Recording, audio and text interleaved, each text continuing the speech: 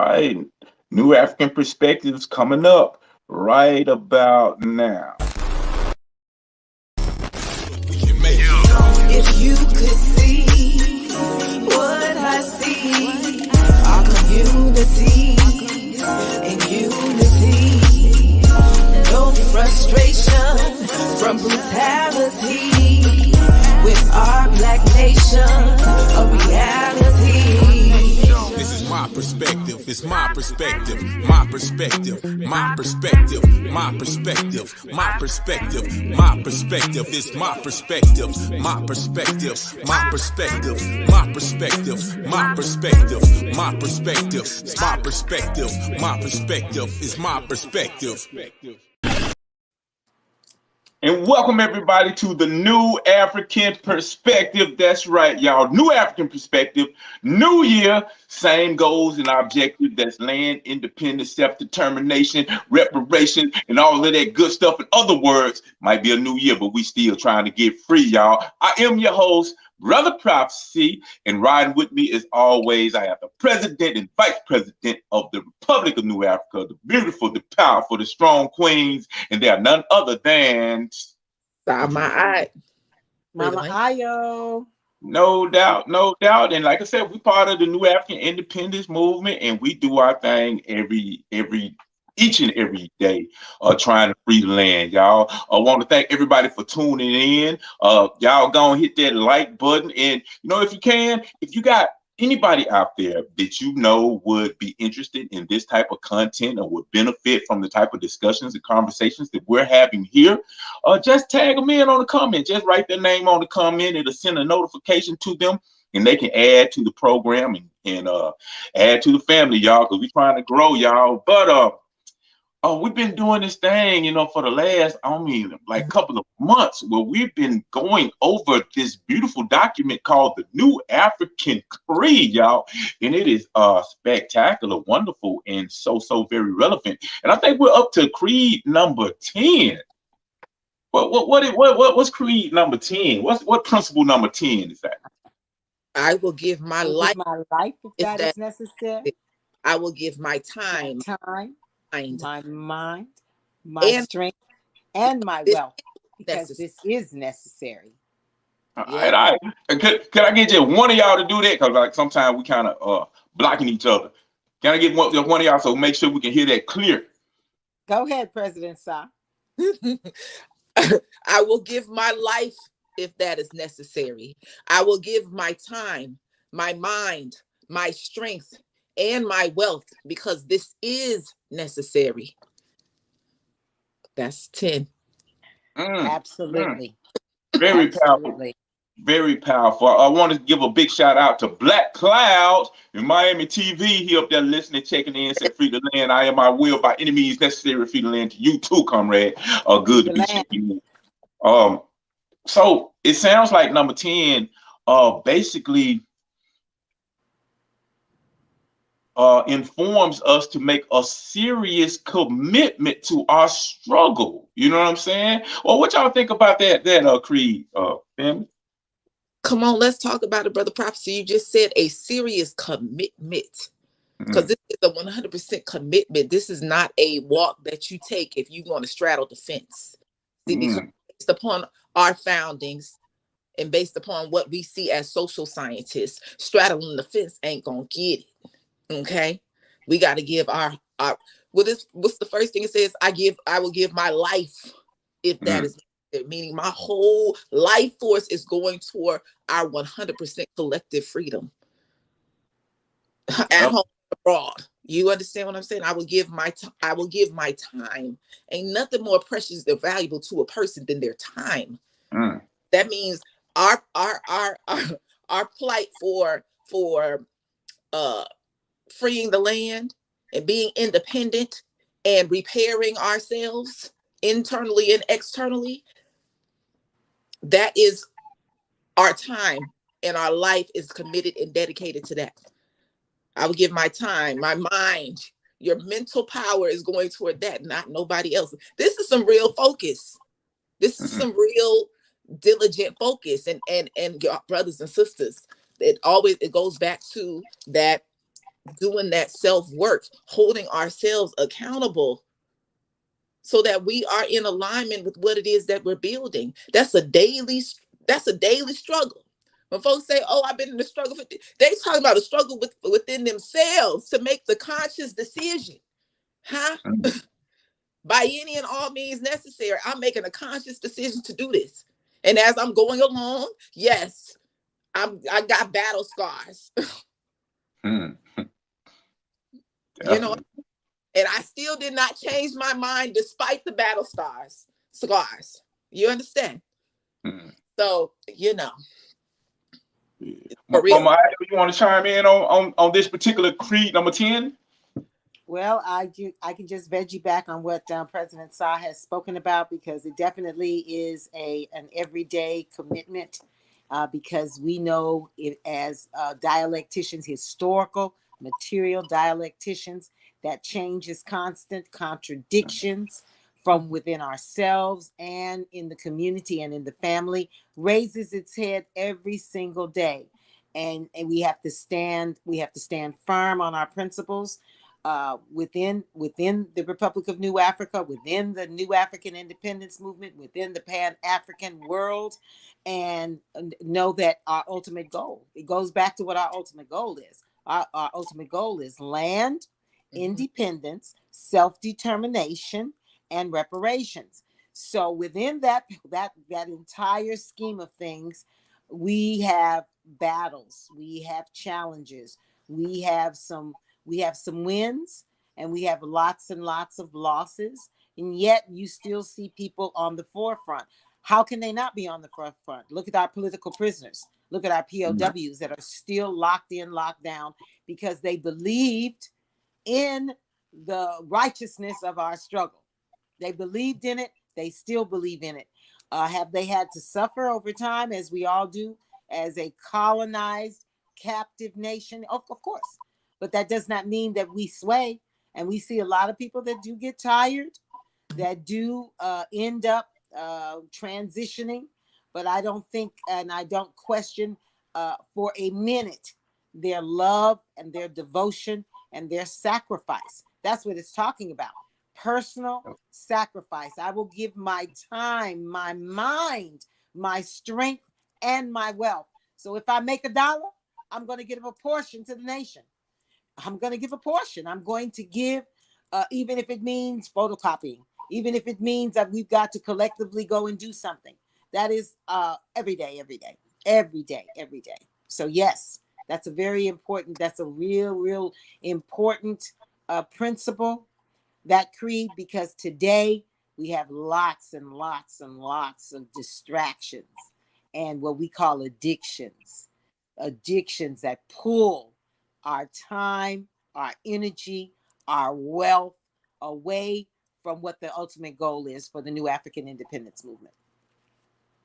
Definitely. I will simply say that a lot of us get confused and don't really understand the importance of what we're actually doing and the seriousness of what we're actually doing, the seriousness of the movement, the seriousness of the struggle. When you decide to dedicate your time, effort, and life to the liberation of your people, I mean, it's easy to get caught up in the emotionalism of the moment. You hear good speakers who saying some things that resonates with your soul and it sounds good to you, and we think that this is just some big revolutionary party that's just going to be a good time.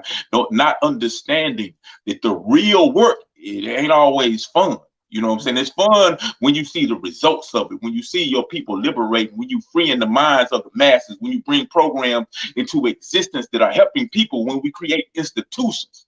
That makes it all worth it. But everything that builds up to that time is frustrating, it's hard. There are hard times, and the deeper you get into this struggle, the harder it will get, because we have to understand that we are going up against an empire that has built its wealth and power off of the exploitation of our people. We got to understand that clearly. So if we are trying to free ourselves from the shackles of this empire, it ain't going to be easy, because they don't want to let us go.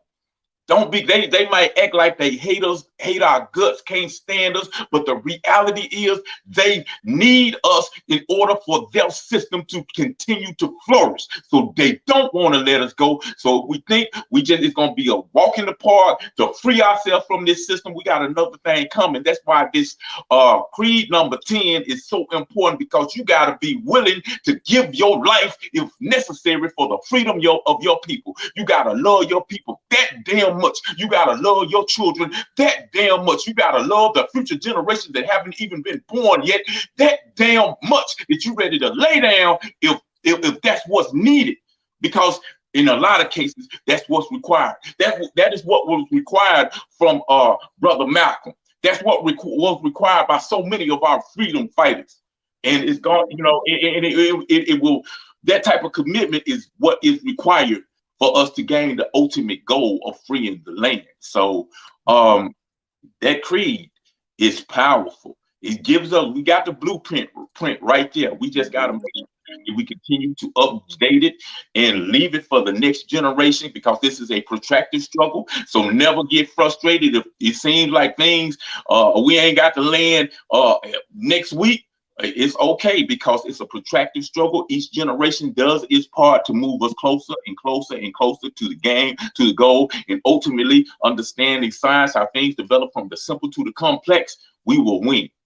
So we are winning. Yes, we are winning. We are winning. That's right. Big shouts out to Joe Gonzalez. That's my guy right there, Mr. Joe Gonzalez. How you doing? He said, "Good day, comrades. Always nice to tune in and share collective strength and knowledge. Stay strong, brothers and sisters." And he also said, "That's powerful talk, brother." Mm-hmm. Thank you. I appreciate that, man. We try. Right. We try. You know, we got a powerful family, so we ain't got no choice but say powerful words. Well, Madam President, what we got on tap for the show today? Okay, so on the show, you know, we just wrapped up our Kwanzaa season. So we will most definitely be diving into what it means to be Kwanzaa 365, okay? Like what was all of that Kwanzaa hype about, and how can you apply it in your daily life? Because that's what it's really meant to. So we're going to dive in deep with that, you know, and share some of our observations from our new African perspectives in terms of the Kwanzaa season itself and what it looks like moving forward in Kwanzaa 365. And we just came up on the anniversary of the Haitian Revolution. So we will be doing the Haitian Revolution in our Black Power file. And in our Cadre Corner, you know, if you want to know more about the Haitian Revolution, which you all should want to know more about the Haitian Revolution, all went down, right? And what's still happening, right? You want to dive into 1804. It's a whole documentary on it that some of our greatest scholars and lecturers put together. Is brilliant. So, and I mean, it's extensive. So we're gonna go over that. But what's going on in the news? Because it's a lot happening in the news. It's a lot. You know, I just wake up and I just grab a couple of them and let's go with it. You know what I'm saying? We can do a whole show about what's going on in the news. But so recently, the University of California, a medical facility in Vacaville, California, has recently apologized for experiments performed on inmates locked down in the belly of the beast during the 60s and the 70s. Now, this particular medical facility, there were two individuals performed experiments on 2,600 inmates, incarcerated men. Experiments that included testing pesticides and herbicide by spraying it on their skin and also injecting it into their veins along with other things. So just recently, they apologized, said, you know what, that might have been kind of cruel, and, you know. Now, it was this experiment was conducted by two doctors, Dr. Howard Maribach and Dr. William Epstein. Now, Dr. William Epstein actually transitioned. He died in 2006. But Dr. Howard Maribach is actually still employed with the university up to this day, like right now. Now, according to the university, it said they need further research on the actual effects and the harm done to the inmates before they can figure out what type of steps they need to do to correct what they did. But, same old, same old. It's like I would imagine as years go by, we as we always are, we'll hear more and more and more and more about the different type of experimentations that were done on our people in this country that is based on the exploitation of our people and yada. Same story, you know what I'm saying? Tuskegee and other experiments, same thing. What y'all got to say about this? Go ahead, go first, Mama Ayo. Too much to even. I mean, I just feel each and every time a boiling up of what I would call the sphere of righteousness. First of all, here again we have multiple examples of people who continue out. Well, really, the medical profession in itself launched itself into being so-called more modern based on the experiments that they did with our women. Our women were cut on. Our women were not given anesthesia when they gave birth. Our women were, felt like if you're a horse, we don't give you any tranquilizers. We don't give you any medicine. And here again, you're talking about a population behind the walls that they don't have any choice because they probably had no idea they were being experimented on. No idea that they were being shot up with pesticides. And the result is, we want to investigate. Trust me, the doctors have copious notes, copious dictations, because that's how you do your medical science. You keep notes. You make sure that any sneeze, any cough, any nosebleed is logged in, documented. Oh, they have it. They're just trying to find what we call a simple way of explaining it and making it go away because somebody's gotten busted. And that's the history of this country. That's the history of this capitalist, white supremacist system. It is typical of how they rule the world and how they have projected themselves as the caretakers of the earth. When I'm going to say it and continue to say it, they have no moral authority. They have no spirit. They have no ma'at in any inch of them. They pretend. They are the pretenders, the great pretenders. Let's not get it twisted. Our men and women, that's why they get sick. How are you going to get sick and you're incarcerated and you're being given 3 meals a day, water, and a bed? Why do they come up with diseases?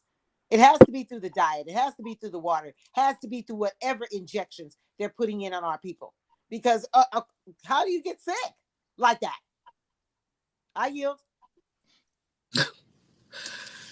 Oh my goodness. Well, I mean, just to add to what you're saying, Mama Ayo, 3 quote unquote square meals a day. We don't know what's up in there. And then we know these particular facilities, all of them is made exactly the same. That's why every time we go, it's like, ain't I been here before? Because they are designed exactly the same. Designed with, you see all of them with no windows, no nothing. It's a very small. Let's just say we're just going to add this to the case, the human rights infringement case. We just add to the list, going on and on and on and on. Because remember, in capitalism, somebody got to lose. And see, we're just bringing up more and more examples of how the ways and means in which we lose. The ways and means in which we lose. This is the way and means in which we always lose. Let's not even talk about free labor. I'm saying free because, if you're getting paid 5 cents an hour, between 5 and 70 cents an hour, that's free. When it's a multi-billion-dollar company, see, these companies can utilize our people at will or anything. It's the same exact thing what Mama Aya was talking about. They experimented on us then, and they still experimented on us now. And I just want to let y'all know who think you free. They experimented on your ass in them hospitals when you be taking all of these medications for particular things and not trusting Mother Earth, how your peoples have always done to heal you. So, you know, we just added to the list. Yep, added to the list. And something, you know, you said, you talked about, you know, going to Mother Earth to heal ourselves, eating naturally. And I mean, it's really all it is. It's just eating natural. You know, that's all. It's not a magic trick, you know, to what we talk about. It's just being natural. But I mean, it reminds me of a conversation that I had with a brother from Somalia, a good friend of mine. And he was telling me about how while he's in America, like his wife basically just moved back to Somalia because she couldn't really deal with, you know, things here. But he said that like while he's been in America, and he's an elderly brother, he said that he's gained a lot of weight, cholesterol, gone up, and all of these type of health issues that he did not have while he was in the continent. And he went back home for like a month or so, and everything just magically cleared up. His weight just dropped off. He didn't go on any special diet, didn't do any special exercise. Did the same thing he did in Africa, in Somalia, that he did here in America, Memphis, Tennessee. But all of a sudden, his health was dramatically different just by going over there and just by being exposed to the type of food and the type of life that you would just naturally live on the continent. And I bring that up just to say that a lot of the health issues that we have here is because we live under a capitalist system, and under a capitalist system, they're going to do everything that is possible to make as much money as humanly possible, even if that means at the exploitation and detriment and death of the masses of people. So with that, even though we live in one of probably the most powerful, richest nation in the world, we have some of the lowest food quality because it is purposely designed to last longer, to be produced quicker, to grow faster, grow stronger, all of these type of things, using all of the type of pesticides and herbicides and all other kind of chemicals in which these brothers in prisons were exposed to and experimented with in order so they can make more money off of the food that is supposed to be our medicine. As Imhotep said, let medicine be your food and let food be your medicine. Yeah, but it's just another manifestation of the ills in the wicked nature of an economic system that don't give a damn about the masses. That's why, you know, every week we keep on saying that we got to create a different economic system. You know what I'm saying? It's not just, we can't just hope that white people like us and love us and try to gain some money or try to gain land. If we have this same economic system, we're going to do the same thing. You know what I'm saying? Capitalism don't give a damn if a black person or white person or Obama, Clinton or Trump or whoever's in power. They don't give it doesn't give a damn. It is a system designed to do what it's doing. And it's going to continue to do what it is doing until somebody get rid of it and change it and replace it with something that is more inhumane. Yes. Exactly, and really quickly to link what you and Mama Ayo are saying, capitalism will compromise your moral code. Okay, it compromises your moral code. Why? Because you automatically put yourself in a position stating that somebody does not deserve. Right? You're compromising your moral code when you become a capitalist. Period. It's possible to keep an alignment. Because remember, in capitalism, somebody has to lose. Somebody has to lose. If you walk your whole paper trail, I'm gonna call it a paper trail, your whole trail of production, somebody losing in that trail of production when you're in the capitalist system. So you need to make sure that whatever you decide to do is in alignment, and you're not making nobody lose. Everything that you do, somebody's supposed to win based off of what. That's how you check whether it's the right thing for you to do or not. Is everybody winning with this decision that I make? Definitely. Yeah, and one more thing about what you said about capitalism compromising our moral code. I know a lot of artists, entertainers, or whatever, me, being an artist that I come up with. And I know a lot of people who are brilliant, conscious, and we've had these discussions about the content that is in music. And one thing that I hear all the time when it in reference to all of the negative things that are in rap music, all of the self-destructive messages that are really poisoning the minds of our youth. I hear people say, well, yeah, I get you say what you do, don't do your thing because I don't want to mess with your money. You got to mess with your money. And I'm like, hold up, bro. Look how easy you just sold yourself out. Look how easily we just accepted the destruction and the promotion of the murder of our people, which is an epidemic in our community. You know what I'm saying? That is a byproduct of capitalism. You know what I'm saying? Because the fact that, hey, I don't want to mess up your money is an acceptable justification to tell teenage boys and girls that it is okay to go out and murder people who look just like you. That is the disease and the sickness that it produces in the minds of the people. So, yeah, it definitely compromises our moral code. I say. Yeah. And with that, let's move on. We got other things to talk about. So in Columbus, Ohio, actually on October 12th, there was a 36-year-old white man who in cold-blooded murdered a 13-year-old black boy baby. He was charged with murder, and 1 week later, he was released, charges dropped. And still to this day, he is free, charges dropped. And his mother is out trying to get justice for her baby boy. So, and like I said, in Columbus, Ohio, October 12th, a 36-year-old white man by the name of Craig Butler brutally murdered 13-year-old Sensei Reed. Now, according to witnesses, they said that this was guy was in a red truck. They saw him get out of his truck, walk up to this 13-year-old boy, shoot him several times, get back in his truck, and fled the scene. That's the end. That's the reports from the witnesses. Now, I haven't read anything about this brother having any weapon or anything like that. No mention of that. But basically, later on that day, he was charged with murder. Given a $1 million bond, and exactly a week later, October 19th, they dropped the charges, saying that there has been a claim of self-defense, and he was let go free, and he's still free.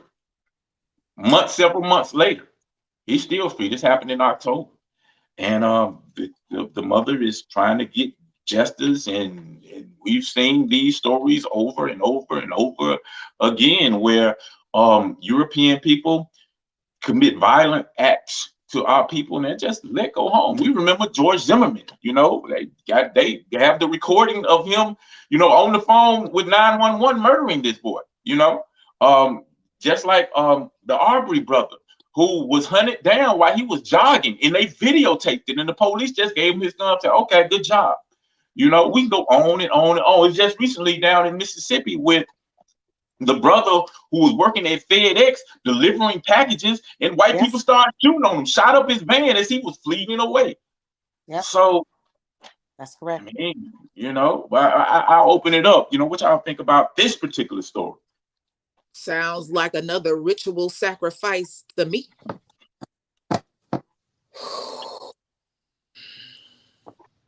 Particularly, so we are expected as a community, Columbus, Ohio is expected as a community to accept the rulings, to know that if you are a 37-year-old man, how, if somebody is standing somewhere doing, maybe hanging out with his friends, are you justifying self-defense when you get out of the car?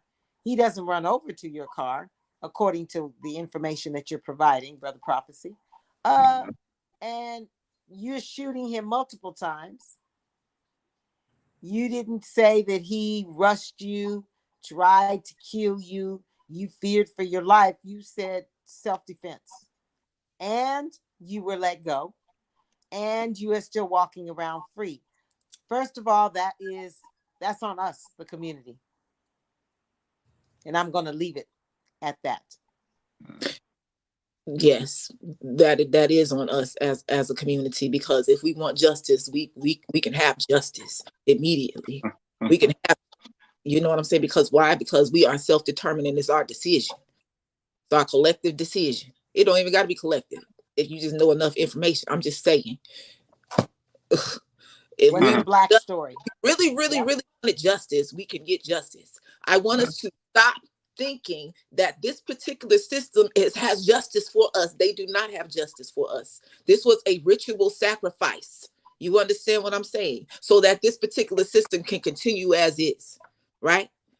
This particular system feeds on our blood. Remember, hello?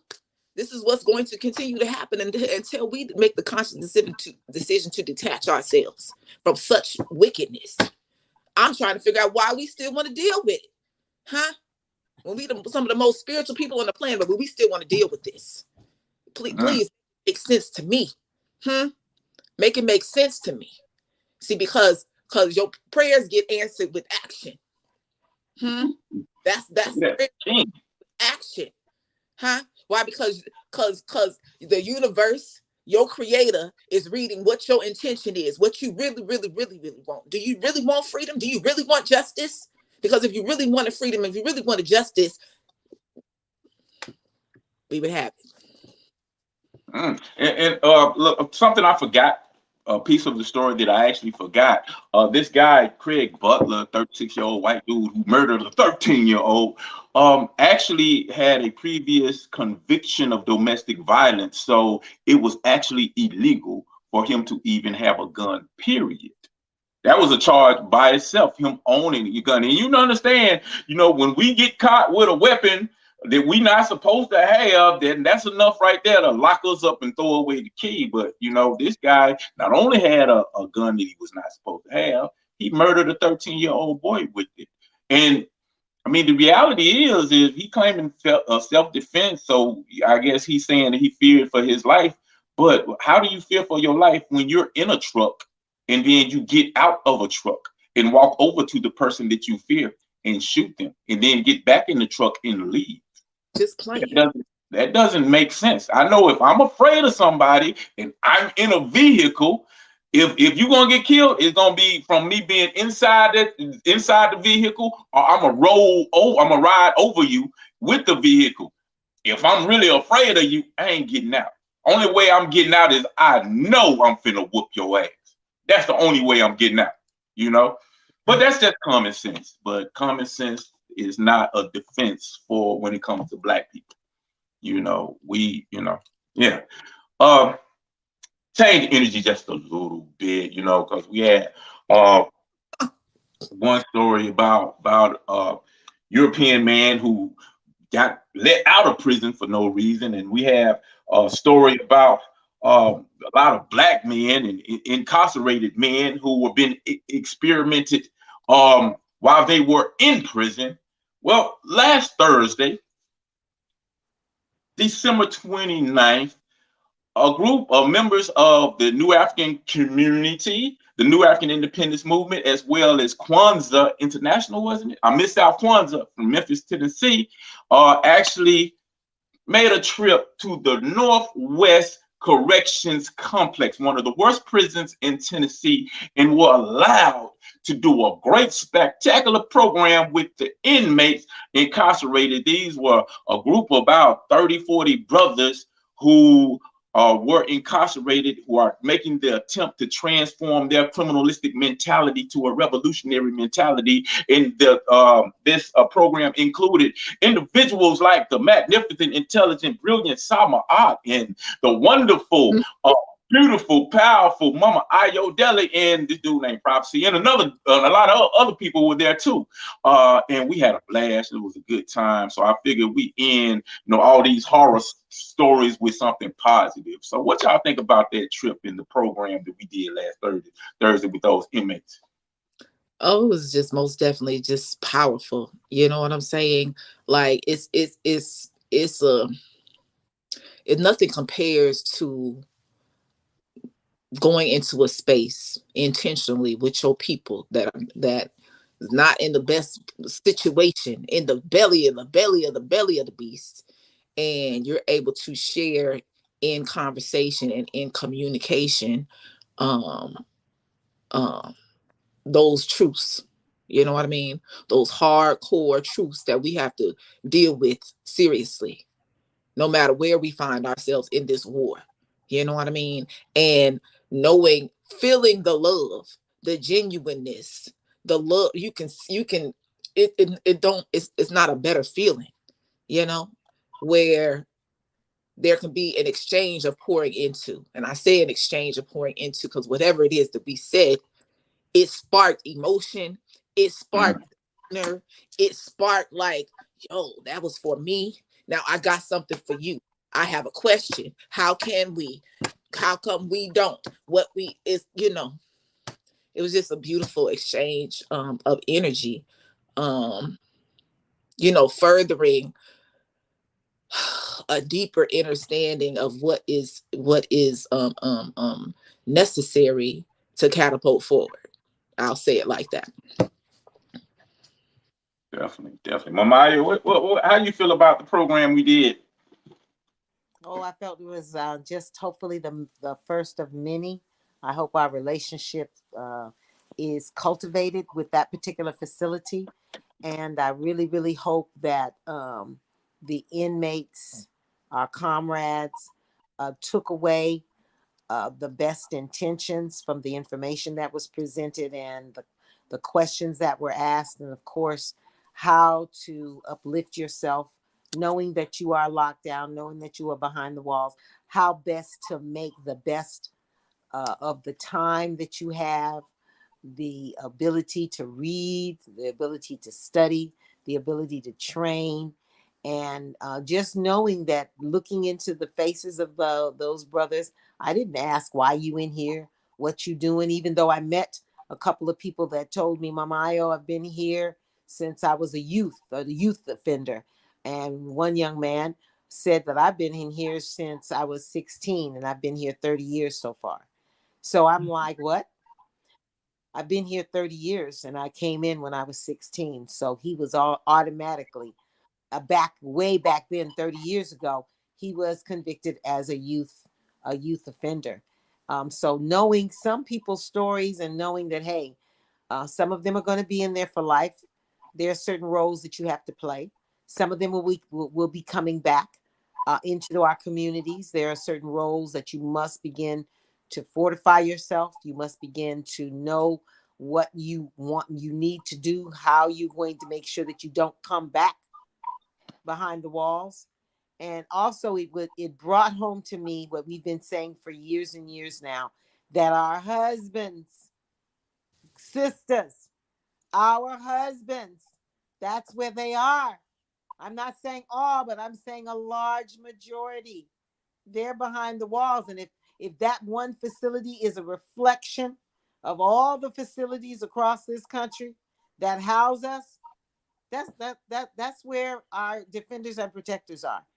And they had to be reminded, and they had to be shown a little bit of remembrance. Don't forget who you are.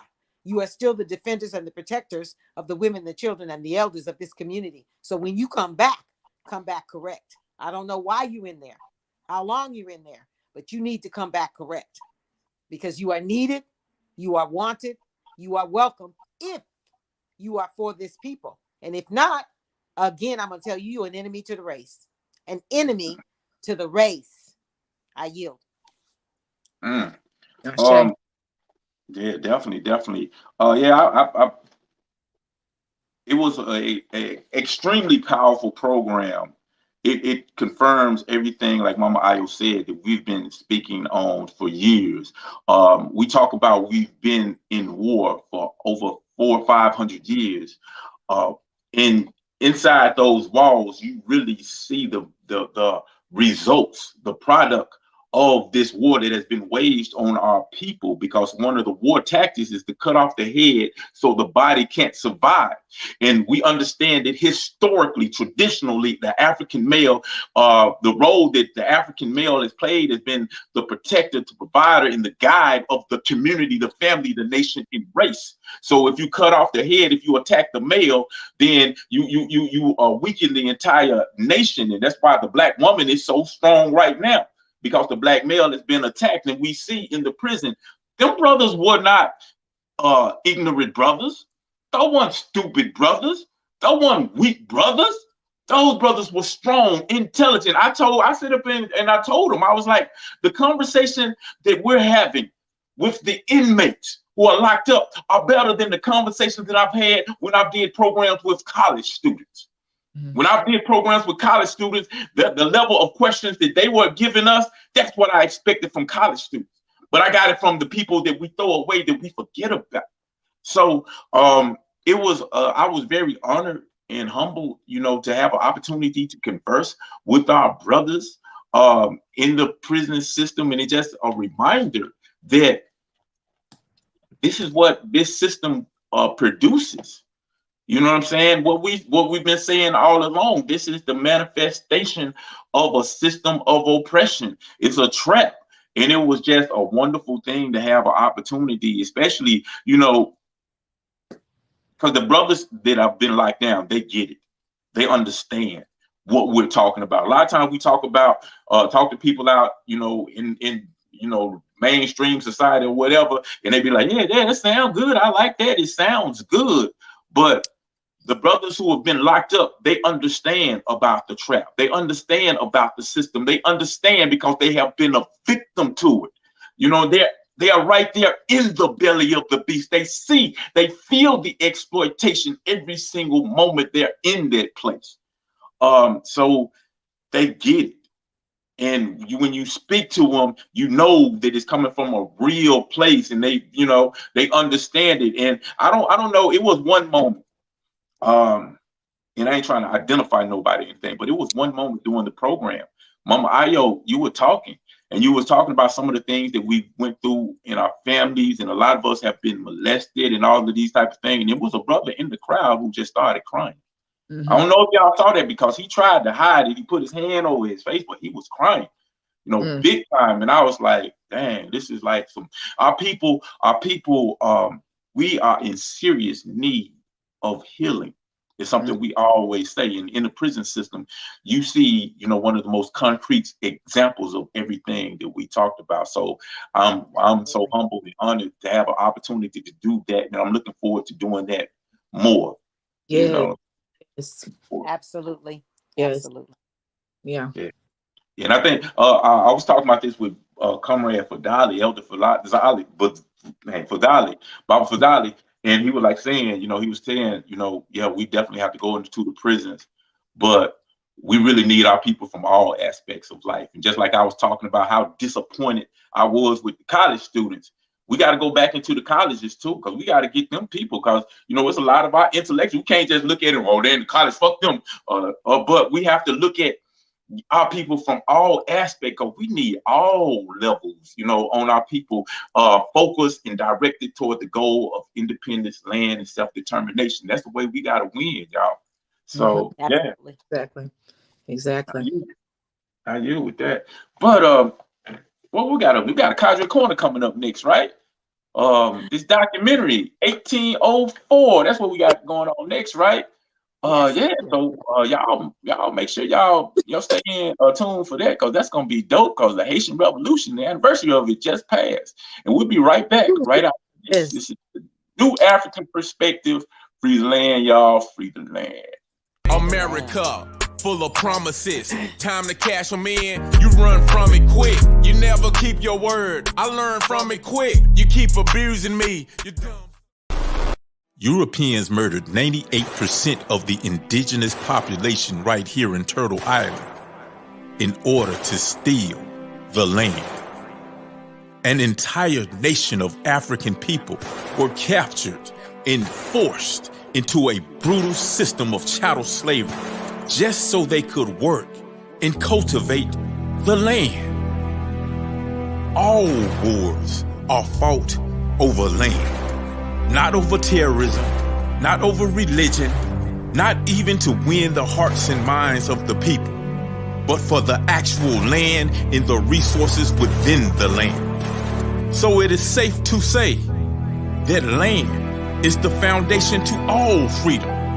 So if we truly want to be free, then our struggle is for land. Free the land.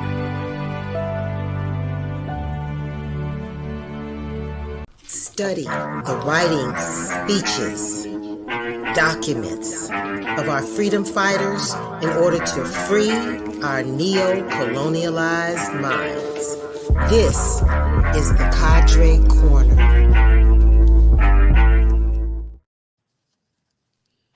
All right, Mama Ayo, you still there? Yes, I had a little glitch with my machine here. I'm here. Okay, all right. Fix that. So, comrades, today we are going to be talking about this wonderful documentary called 1804, The Hidden History of Haiti. And when we say hidden, that means there's some information that we need to be thinking about. And it's a documentary that was, I think, put out about maybe 3-4 years ago. Wonderful documentary because it literally tells you what you may not be aware of in the history books. The documentary is about close to 2 hours, maybe about an hour, 50 minutes. And of course, it was produced by several people, Tariq Nasheed, a few other scholars. But within the documentary, it cites some of the interesting people that were part of the Haitian Revolution. Most people always want to talk about one particular person, but they talk about several people who aided and assisted in the ability of Haiti to actually stand firm against, at that particular time, what we call capitalist nations that were trying to bring them down. Because Haiti is an example. It was one of the first nations to successfully defeat the British and the French. I mean, former colonial masters. And in that particular documentary, how did they do it? Because remember, it was a colony. They had a lot of African slaves and indigenous people there. And the people used their creativity and their thirst for self-determination. So they used food. They used African spirituality. They used different people who had been educated within that colonial system by the French. They used their knowledge, and they used every single tool at their availability, and they understood it. They understood what was required, the sacrifice that was going to be needed, and they successfully, when I say successfully, defeated Napoleon Bonaparte. You have Toussaint Louverture. You have Dessalines. You have some of the beautiful women that were considered part of the movement. So it took every man, woman, child, elder to be participatory because they wanted freedom just that much. They wanted freedom just that much. And it also told us the various ways in which, once they obtained that independence, of course, how tricks, people's personal glitches, particularly Toussaint Louverture, how they utilized his love for his mother and different things like that to help bring or to capture him, in other words. But the whole point and focus of this wonderful film was to show us through documentaries, historians citing various parts of the history of Haiti, how a new African people, sparked the entire, what I call the entire diaspora and America to continue to resist. They couldn't take it. They didn't know, because for whatever reason, yes, the word was coming. Hey, our people are rising. Our people are successful. They couldn't have that happen. And based on Haiti, there were laws enacted. There were laws enacted here in the U.S. to make sure that our people didn't rise. They had to be a little bit more careful because, you know, they didn't know what we were talking about. They didn't know how we got the news, but the news was trickling down a whole Haiti. And it also shows how Haiti, I don't think there's ever been in the history, and the readers can bear witness, that a country that defeats a colonial power ends up having to pay reparations and ends up over time being invaded by America, still colonized by America. Their monies, their treasury was taken. It is still housed in the United States. So I'm talking too much, but it's just a wonderful film to show during Black History Month, to show in your homes, to talk about. This is our legacy, our legacy. Some of us have Haitian blood.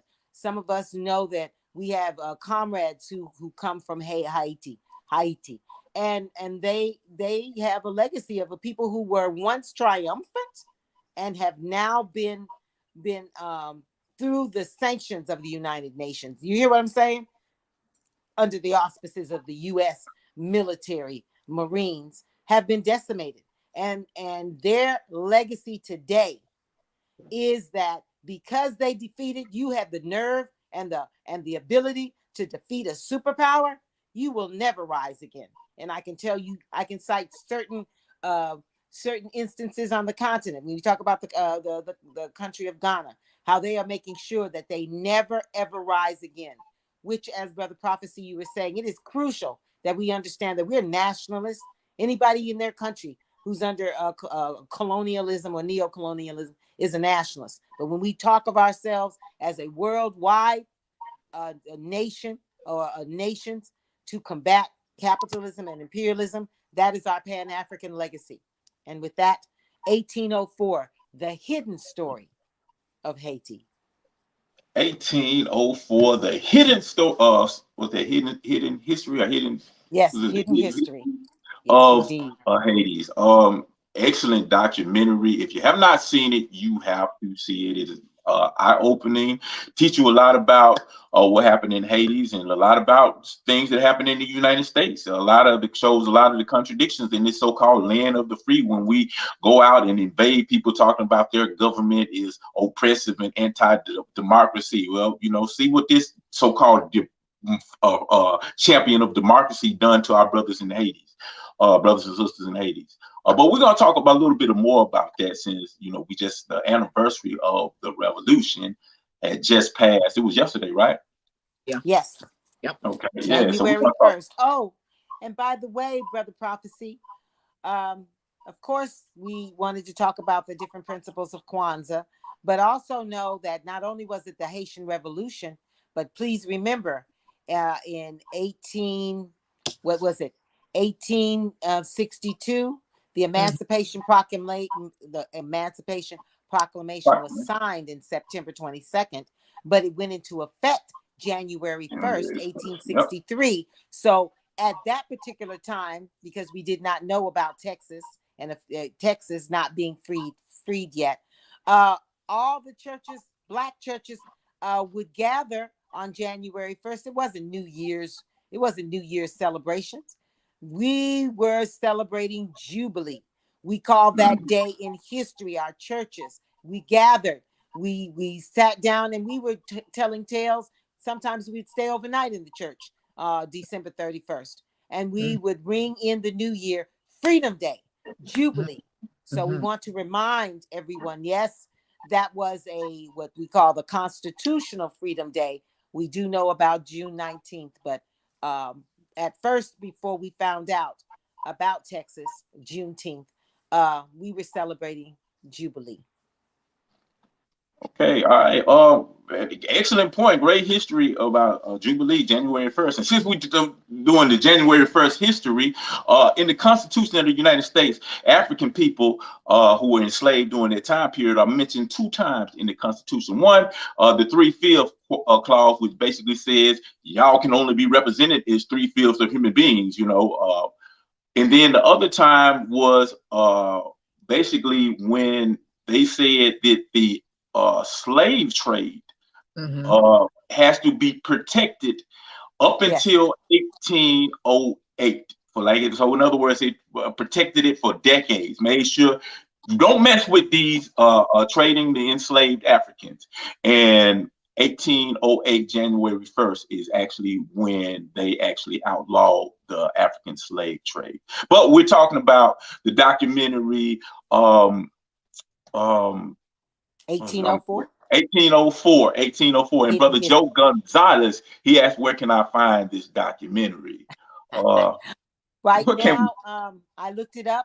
You can find it on Amazon. Of course, it's about $26, but I suggest that you surf a little bit more. We usually find them when we are with book vendors, you know, our different festivals and things like that. I was literally able to get a copy when we had one of the historians come through, and he does talk about it. And of course, that's Professor James Small. He actually had some copies to you know, to buy when he came through, and he was a guest speaker. So they're just, you just have to go, try to go to a New African bookstore, and if you can't have access to that, definitely you'll have to just go through Amazon. Just look it up. James Paul.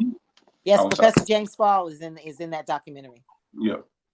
And by all means, support these brothers and sisters that have put together this documentary. I do want to say it is on YouTube as well.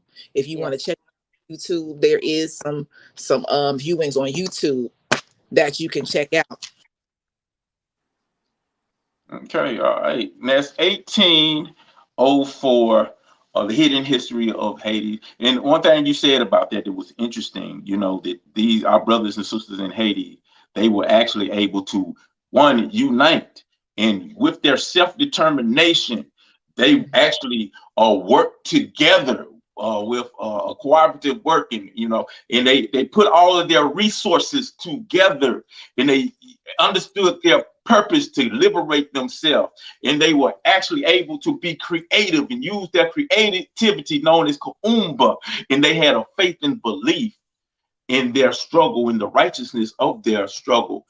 And using these principles, they were able to liberate themselves. And I don't know if you know what I just did, that I just named the 7 principles of Kwanzaa.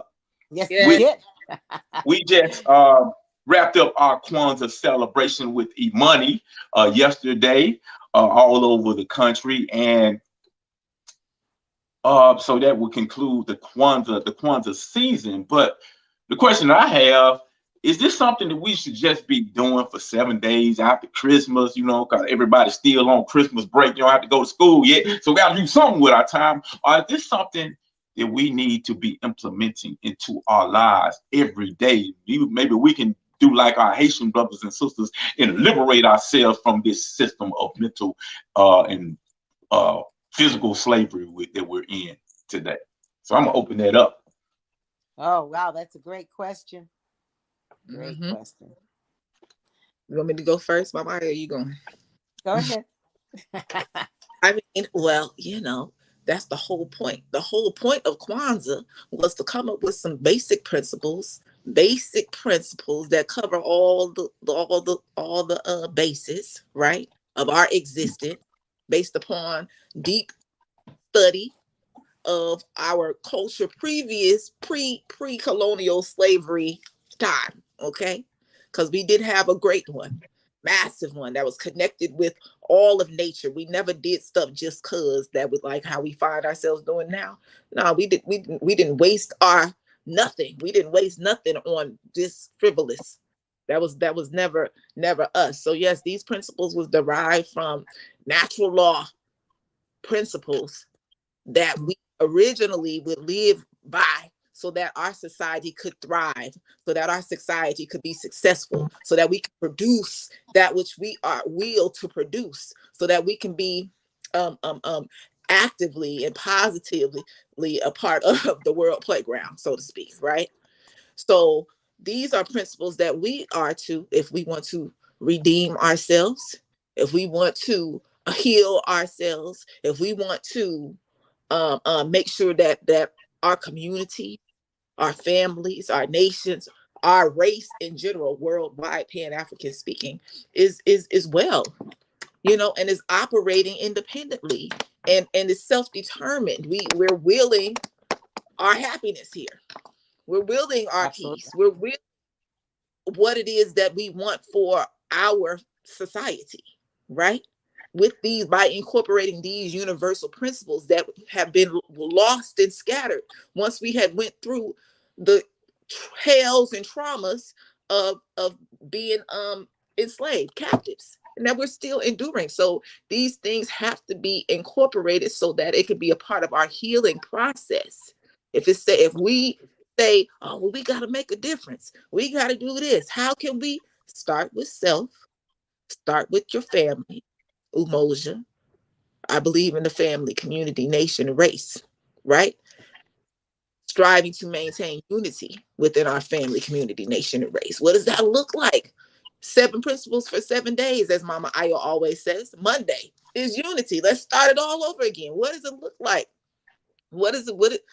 Every single day, we need to be asking ourselves and incorporating into our daily plan how we're going to activate these principles within our families, within ourselves, within our families, within our communities, right? Because the communities makes up the nation, and nations make up our race worldwide, right?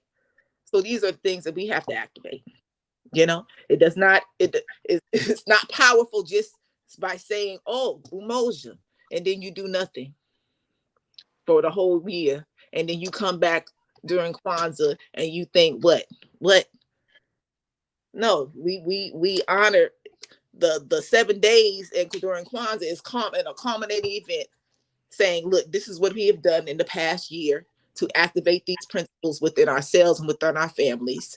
Take note, celebrate, share with the people, work on different projects together, and then project what the plan is for this next coming up year by incorporating these principles every single day that are 100% in alignment with the energy of the day. It's so holistic. I'm gonna yield back because I can feel like I can just keep talking. Well, it's because it's about repetition. We believe that we learn through repetition. So we have a battle. We have 2 main things that we always say: 365 Black, 365 Kwanzaa. So all of it, every day is a Black History moment. Every day is the manifestation of principles. Of course, our New African Creed, the laws of Ma'at, any spiritual practice, making sure that you're honoring from which you came, those things that keep you aligned to Mother Nature. All of those things are incorporated, of course, into the Nguzo Saba, into our ability to read, as Sister Sa says, it's about healing. It's about you shaking off the chains, the mental slavery that has been impressed upon us, the miseducation. You have a certain way of thinking, and when you begin to come back to the new African way of thought, the way of thinking, the cultural practices, because there are cultural things, spiritual things that's tied into our culture that we have to begin to incorporate, because we begin to look at our different types of attire, the different ways in which we wrap our hair, we do things with our hair, the clothes in which we want to put on our body and onto our children, and we begin to step away from certain practices, from certain things. We begin to wear, and even though we're not producing those things yet, we are stepping away from certain things. We're buying certain ways in which we dress. We're not going to be dressing because we're going to talk about on one of our shows the hypersexualization of the Black man and the Black woman, those type of things. So all of that is like a whole stepping out of a whole different mindset into the RBG,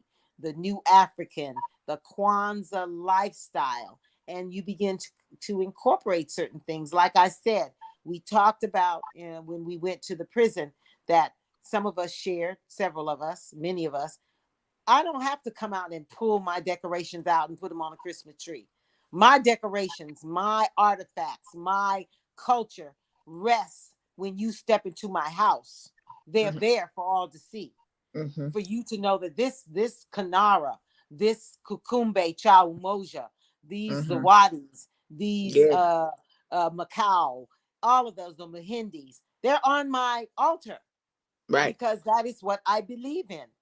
Mm-hmm. Those artifacts are there. Why am I hiding them? I'm living that life every day. And for our new African comrades, those are the things you say when you talk about your ancestors, your your spirit guides, your orishas, whatever you want to call them. They're there for all to see. And if you pay Yes. attention, you'll understand what kind of house you're walking into. Mm-hmm. So yeah, Kwanzaa 365. Yes, every day.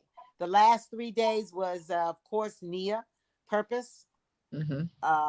Kuumba, the creativity, and of course, Imani, making sure that we're participatory and that we always tell our children, go ahead and be creative, be as creative and brilliant as you need to.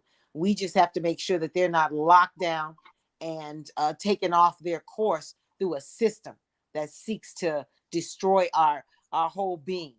That is the thing that we need to not get caught up with fighting among ourselves because you're playing these so-called religious games. First of all, I don't care what you practice, your spirit will shine on you. So if it's not put, as Dr. Henri Clark says, if it's not put the service of the race, if you're not talking a liberation ministry or a spirituality, you throw it in the trash can of history because it does not mean us any good. It is a distraction to us. It is. So, if you're not about that life, step aside and let us come on through. Exactly. Kwanzaa 365, implementing the principles every day. No, it's really easy to look out in the community and see the problems. A lot of us kind of addicted to talking about the problems, but never talking about the solutions. You know what I'm saying? Because it's easy to see, the crime, the poverty, the dis-ease, the lack of trust, the lack of unity, the self-hate, the disrespect for women, the disrespect for our elders, the disrespect for our children, the fear of the children by the adults, and the disrespect of the adults by the youth. Is so easy to see all of these problems. You know what I'm saying? A lot of times we get locked into just talking about the problems, complaining about the problems, and hating our own self because of the problems. When the reality is we got a tool right here that's been here for a very long time, since 1966, that tells us, okay, we need to unite. This is how we practice uniting. We need to work together collectively to solve our problems. We need to put our money together because really we spend trillions of dollars every year, but it goes straight out of our community and it makes other people who don't give a damn about us rich. You know what I'm saying? But we can take that same money and make our own self and build our own communities up. It tells us to understand your purpose. What is your purpose? Your purpose to build a community, the purpose to build up your nation, the purpose that do for yourself. It tells us to use your creativity, not to promote disrespect of women, not to promote the murder of people who look like you, but to make your community, your nation, and race better than you left it.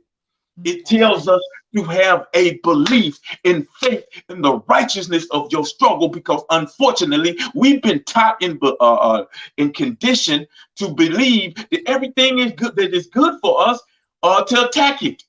That's why when you see people like us, they be like, I don't know about that belief. I don't know. You know, a sister told me the other day, I told her Habari Ghani, and she was like, what's that? And I explained, that's a Kwanzaa greeting and all of that. And she was like, oh, you celebrate Kwanzaa? I was like, yeah. And she started asking about Kwanzaa, and she was like, when I grew up, I thought Kwanzaa was racist.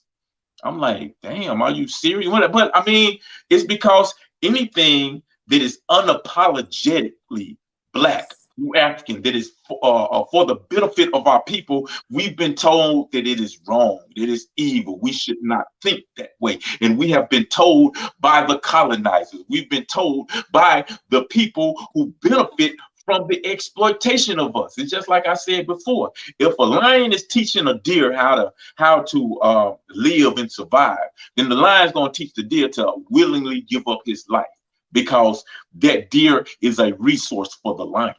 But if another deer teaches the deer how to survive, he's going to say, you see that lion over there? Stay away from him. away from you. See, also this is who you need to be hanging with. This is who you need to be dealing with. This is who you need to be building with. But don't trust that damn lion, because them teeth is not out, you know. So that's the condition that we are in. So it's like, if we stop just dwelling on the problem, you know, we have to understand, we analyze and we understand the problem for the purpose of solving the problem. We don't analyze the problem so we can continue to talk about it, you know, and that's what Kwanzaa is one of the many solutions, and it is a powerful solution. You know, if we only implement, a lot of these issues will, you know, magically just disappear. Well, it won't even magically disappear. It'll scientifically disappear, because you have cause and effect. We understand the cause, we see the effects, and we understand the remedy, how to prevent the cause, cut it off from its roots. And that's what Kwanzaa is, and that's why it is so important that we implement these principles every day in our lives. Every day in our lives. And I yield on that. To the best of our ability. To the best of our ability. Yes. No doubt. No doubt. I just clicked myself off. I'll be right. Okay, I'm back. I don't know if y'all can still hear me or not. Okay. Yes. I'm sorry. I got clumsy hands today. But we have in our Black Power files, we're gonna be talking. It's not the Black Power file. What is it? Is it the Black Power file? Yeah, Black Power file. Yes. We're gonna be talking about the Haitian Revolution, because we just passed that anniversary of it, and it's so much to be talked about in that. So we'll be right back right after this. This is the New African Perspective, y'all. Free the land. By any and all means necessary. I fight for land, independence, and for reparation. We gotta do for self-determination. Being independent is a very, very good thing, because it means that you don't have to be dependent, especially on people who don't like you. I mean, growing your own food, like teaching your own babies our real history, the real truth. As a people, we are not grown unless we have independence. We are not grown as long as we living under another man's system, operating in his way of things, his laws, and his ordinances that support his rule, actually. So to me, it's not the importance of self-determination and independence. It is mandatory. We could make a change, get off our ass, do something else. Go get some land together, grow our food and do for self. Create our own stores, our leaders, scholars, freedom fighters, all those soldiers who've been struggling for the liberation of black people. This is the Black Power 5. All right, y'all. I actually had a clip that I was supposed to be loading up of the Haitian Revolution. Actually, it was a clip from the documentary 1804, but for some reason it did not load. So we're gonna jump straight into the conversation. Do you know what portion of it was the clip? No, it was actually it was really a trailer for it. You know? Okay. Yeah, for some reason it's not on here now. But anyway, yesterday marked the anniversary of the Haitian Revolution. Very powerful event. It was when the only enslaved African people overthrew their colonizer and created an independent nation. This was such a powerful event because not only did they gain their independence from the enslavers of France, Napoleon, which is known as one of the greatest generals ever.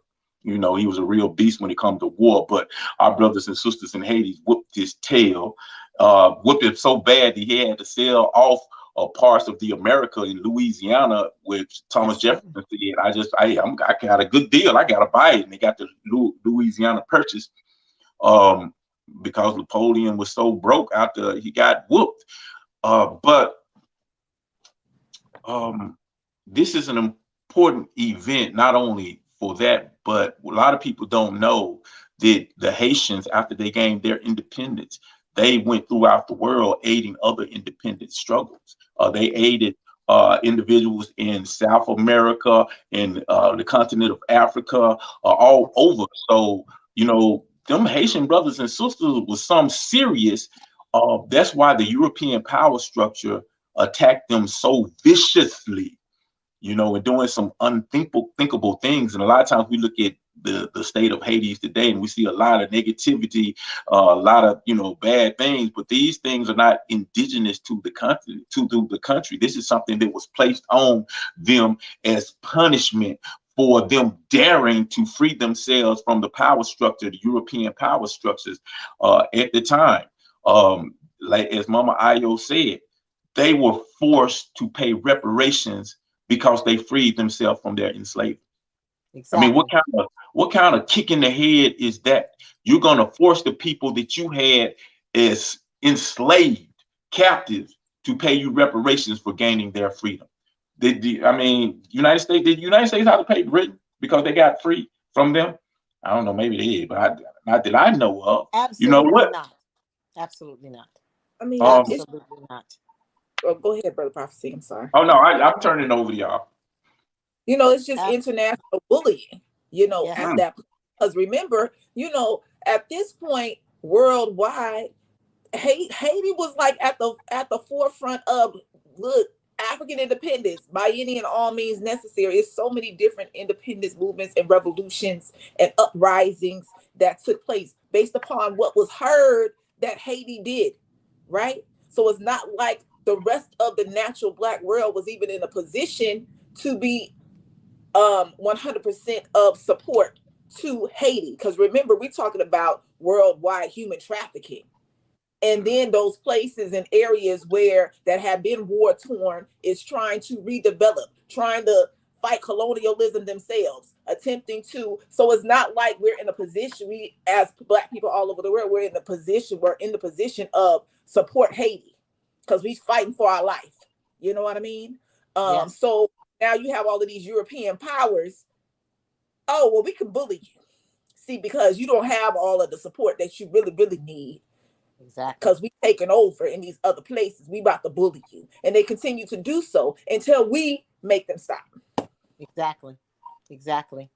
And when we look at the case of Haiti, we're going to take it to a military strategy. What was waged on Haitian soil? It was guerrilla warfare, because they knew the terrain, they knew the rivers, they knew how to escape, how to evade, etc., etc., etc. And remember, many of our people were servants, slaves, or enslaved Africans to the so-called French population that was there as the so-called landowners, plantation owners, because they had plantations too. They just called it a different thing. They were plantations. Haiti was one big plantation, and it's unfortunate, and it's also true again in history that we have to also look at Haiti in relationship to the country that is attached to it. We really should have been one whole island, but Dominica, it has its own particular nuances. And of course, the story goes, and we have to do further research, though a lot of the Dominicans were the products of slave unions with the conquerors.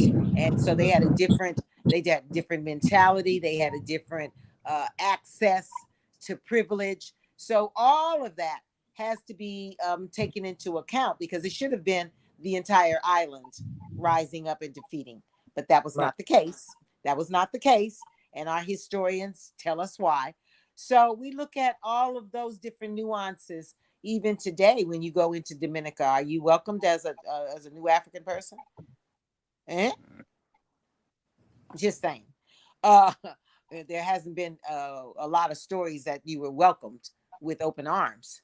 That's one of those countries that have colorism issues. So we're looking at the whole military strategy and the nuances behind the scenes, as Chancellor Williams always talks about what contributed to the fall of old Egypt, and he cites what he cites. And we have reflections of those all throughout history.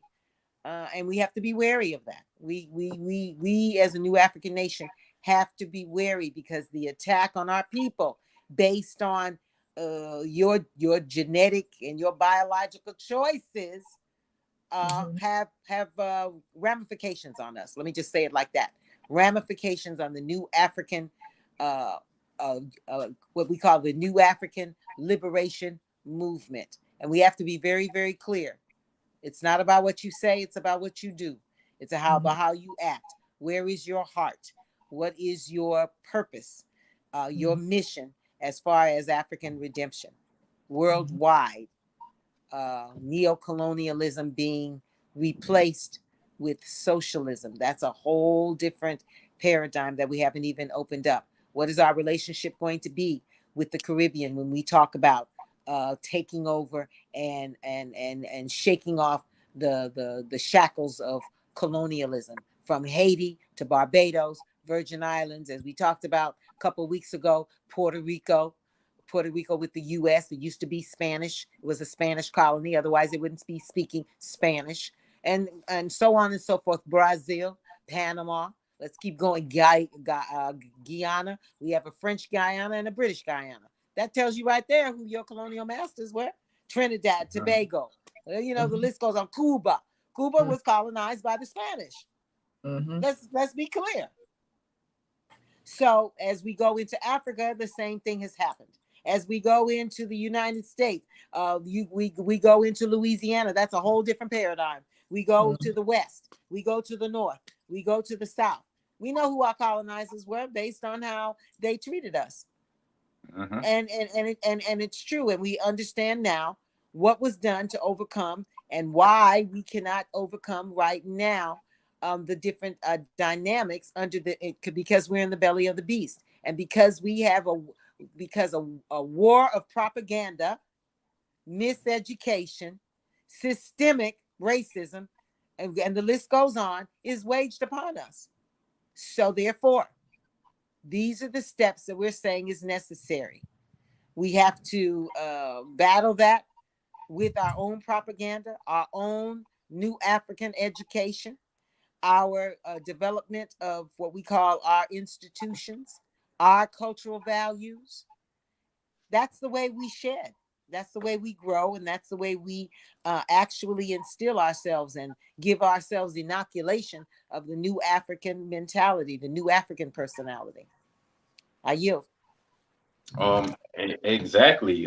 When you look at the Haitian Revolution, I think, it needs to be a concrete study of all of the things, that it has influenced, because it influenced so much. I mean, many of the most famous enslaved rebellions of the United States were sparked by the Haitian Revolution, from Nat Turner, and many, many others. Yeah. I mentioned earlier how, January 1st, 1808 is when they outlawed the slave trade in America. They say, okay, we got to stop having these slave ships coming here. The reason why they did that is they did, like in Haiti, there was a whole lot of African people. The population between blacks and white, the balance was far tilted. And they said, well, you know what?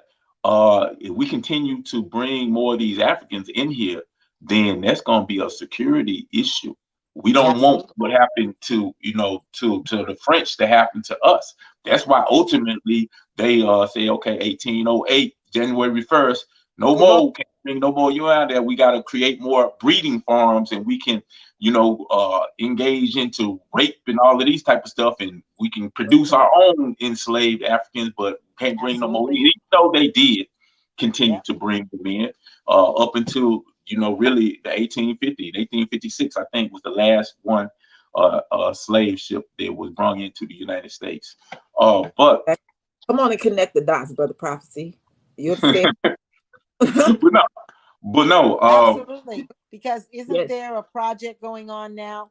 The last slave ship was found in Alabama, the Clotilde. That's the one. And that is I think there's a documentary getting ready to be produced, if it has not been produced already. And I think that we as New Africans, that's another set.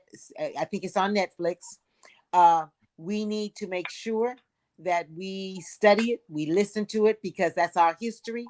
And if the chance arises because they, of course, they're going to make it into some kind of museum and monument, blah, blah, blah, blah. But the stories, the bearing witness in that particular place needs to be told. Thank you for that. You're absolutely right. In fact, the last survivor from that slave ship was actually interviewed before he transitioned, because he was alive after the Civil War, and they got his firsthand account, because the African slave trade had been outlawed. They had to sneak them on, so they had to spend nights in alligator infested swamps to hide them, so they could come on and be sold. So yeah, it's so much of our history that we just don't know about. You know what I'm saying? But yeah, exactly. To just add to that, it's so much of our history that we don't know about, and just as dynamic as our story is right now, y'all, it is so many different aspects of our story. Stop thinking that it's only one aspect of our story and getting caught in one space, because you're not going to see the whole picture of what took place for us as a people worldwide during these. You understand what I'm saying? It's not isolated. It's never been isolated. Stop doing that, because we getting in these back and forth conversations because we're putting ourselves in boxes and refusing to see the bigger picture. Because when a brother or sister come at you with some different information, just because it's different from what it is that you've been on, does not mean that it's not real. Thank you. Okay? So particularly Sister Sa, when you talk about the African presence in many of the countries in the diaspora, there are numerous cases that, like, places like Argentina denies the African presence, or denies that the African presence of the indigenous were there. And so those are the stories that we're asking our sisters and brothers in the diaspora, our brown sisters, that you've got to acknowledge that, because that's truth. That's history. That is bearing witness that we were there. We've always been there. We've peopled the earth. We've had conquerors. That's why we speak different languages instead of our indigenous languages. And that is real. It is just truth. It is just truth.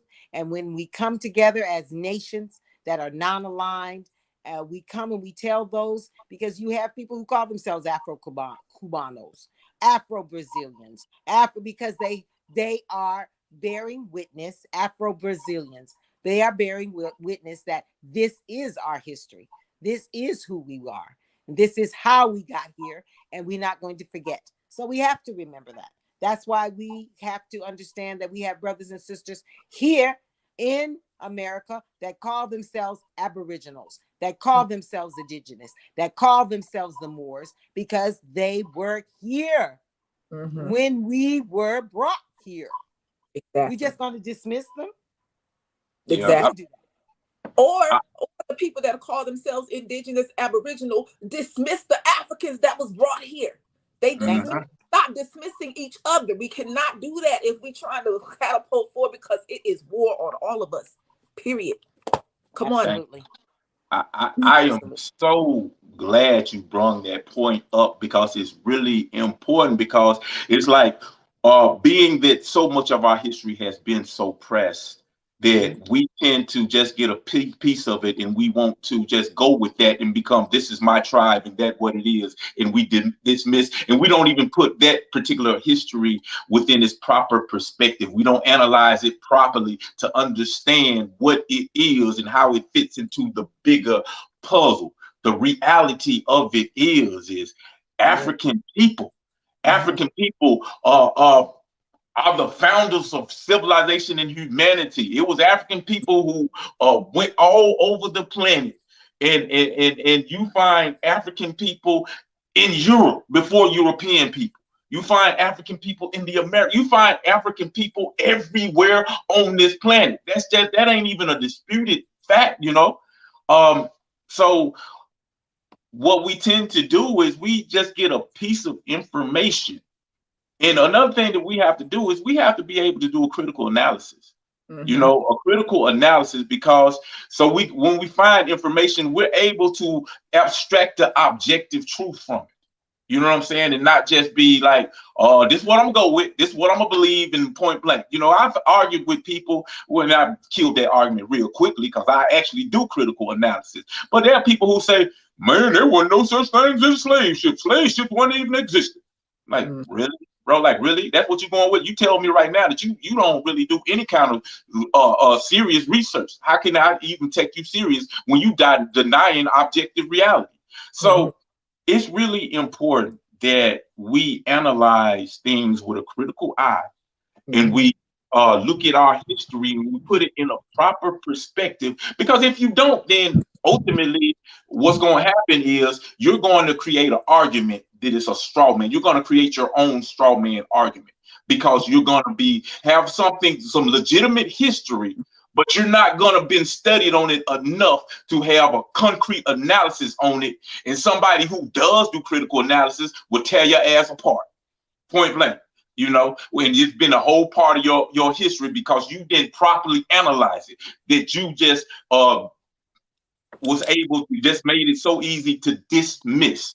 You know, it happens all the time because that's why Kanye get in so much trouble, because he's not analytical in studying. He just started reciting some things that he heard other people say, and his analysis be so weak that it's easy for somebody to come and just tear him apart. You know, with his analysis, in the legitimacy of what he say, people just dismiss it.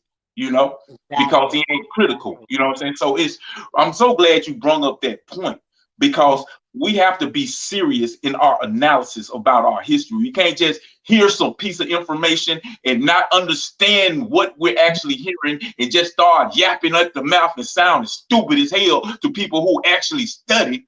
You know, and people who are in opposition to what you say, you make it so easy for them to just come and chop, chop, chop and make you look foolish and make them dismiss legitimate history that we need to acknowledge and we need to analyze and spread and let be known to our people. So I'm so glad you did that. It's stupid as hell for me to see people arguing about something that happened 2,000, 3,000, 4,000 years ago. Like, really? You know what I'm saying? The reality is we're here to get today. You know, we're going through this thing today. We need to study the past. We need to understand what happened to the past. We need to understand what our people are capable of, what we've done in the past. But we don't need to be arguing about some things, because the reality is, regardless of what our people did do or didn't do or who did this and that, it ain't finna change the objective condition right now. Exactly. You know what I'm saying? It ain't. Exactly. So, like, get over that stuff, you know. But anyway, you know, Haitian Revolution. We act like we was there, sitting at all and looking at all the different interactions and all the different, as if you know. Yeah, exactly. But be like, well, I'm indigenous. You probably like, maybe, I don't know. You know what I'm saying? It needs some research to determine exactly where my ancestry left. Chances are, you know, we got some mixtures of everywhere in there. But you know, like, damn, I ain't finna fall out with you because which goes back to Kwanzaa. That principle number one, Umoja, unity. Stop being divided about every damn thing that we can think of. Come on, I want to take Brother Gonzalez's advice and make this a whole topic for another show as well, because it needs to be discussed, because there's too much of that happening going on that is creating all of this dissension. I'm talking about in the quote unquote conscious communities, in the quote unquote nation building communities. Folks are bickering literally about these particular things that are ridiculous in the greater, bigger picture. So this was once again an example of what happens when we do not unify, as colonized peoples. This is what folks start bickering and nothing gets done to get us out of our situation. Nothing. Absolutely. Exactly.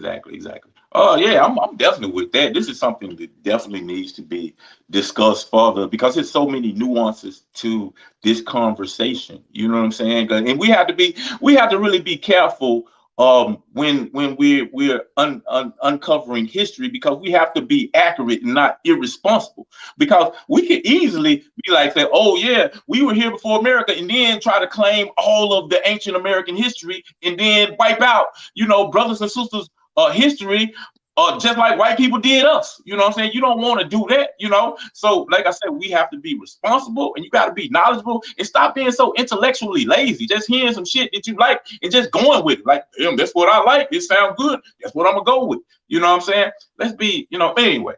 I mean, we've been on this time a long time. We had, I think, a very, very, very good topic. Anything y'all want to say before we get out of here? Well, we love y'all. All the passion is coming from the deep love that we have for ourselves and for you. and make we sure, yes, and love, make sure that you 100% love our. Yeah, Sal just dropped off. But you want to say anything? Yeah. Just you know, continue to do your work, continue to do your self-work, heal so that you can love on each other. And we, as always, stay tuned to the Republic of New Africa, the New African Independence Movement. Pay attention to the New African Broadcasting Association. We will see you soon. Love and light.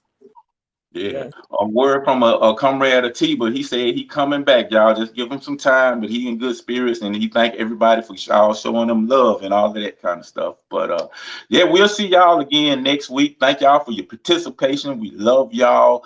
Shouts out to y'all, and free the land, y'all. Free the land. And when you bring it in, you brought it in for the purpose of weakening the revolutionary tide of the people. It must not be a capitalist system, but we don't want to exploit anybody. We don't want to be exploited, and we don't want to exploit anybody.